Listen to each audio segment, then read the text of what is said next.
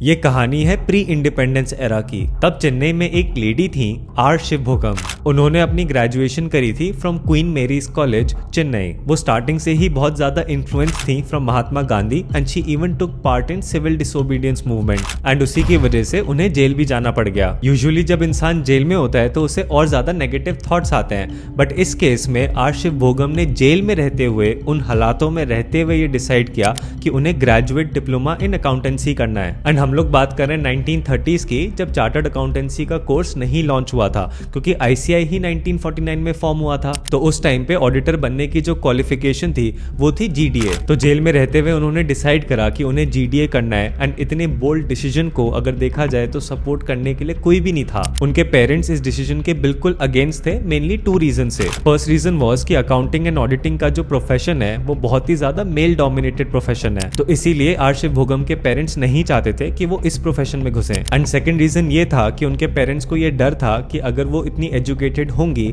तो उन्हें शादी के लिए कोई लड़का नहीं मिलेगा। But despite of all these obstacles and despite of the fact कि उनके पेरेंट्स ने उन्हें बिल्कुल सपोर्ट नहीं किया, फिर भी she continued with her decision. And in 1933 उन्हें अपना जीडीए का एग्जाम क्लियर किया। बट एग्जाम क्लियर करने के बाद एक और ऑब्स्टिकल आया, और वो ऑब्स्टिकल ये था कि ब्रिटिशर्स ने उस टाइम इंडिया में रूल लगाया हुआ था कि भाई जो भी इंसान अगर इम्प्रिजनमेंट में गया है तो वो प्रैक्टिस नहीं कर सकता एज एन अकाउंटेंट। एंड वैसे भी ब्रिटिशर्स के लिए आर शिवभोगम एक ट्रेटर थी, क्योंकि उस टाइम तो ब्रिटिशर्स का रूल चल रहा था एंड उनने सिविल डिसोबीडियंस मूवमेंट में पार्ट लेके अगेंस्ट द ब्रिटिश ही किया था। तो इसी वजह से ब्रिटिशर्स ने नहीं अलाउ किया कि वो अपनी इंडिपेंडेंट प्रैक्टिस सेटअप करें। बट ये ऑब्स्टिकल आने के बाद भी वो नहीं रुकी एंड उनने इसको चैलेंज किया प्रिवी काउंसिल में, जो कि अब हम लोग जिसे सुप्रीम कोर्ट बुलाते हैं, उस टाइम वो प्रिवी काउंसिल होता था।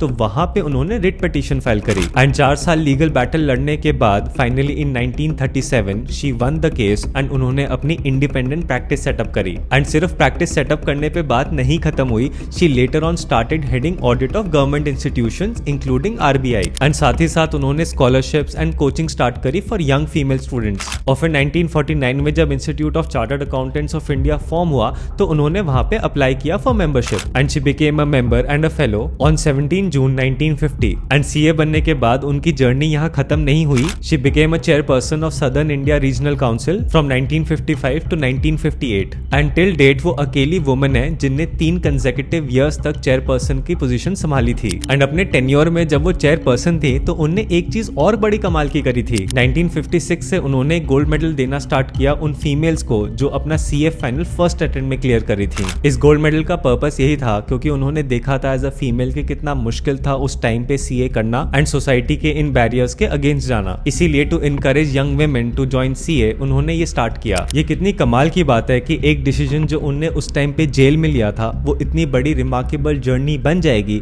वो शायद उन्हें अंदाजा नहीं था उस टाइम। अपनी करेज एंड डिटर्मिनेशन से she paved the way for thousands of women auditors for future.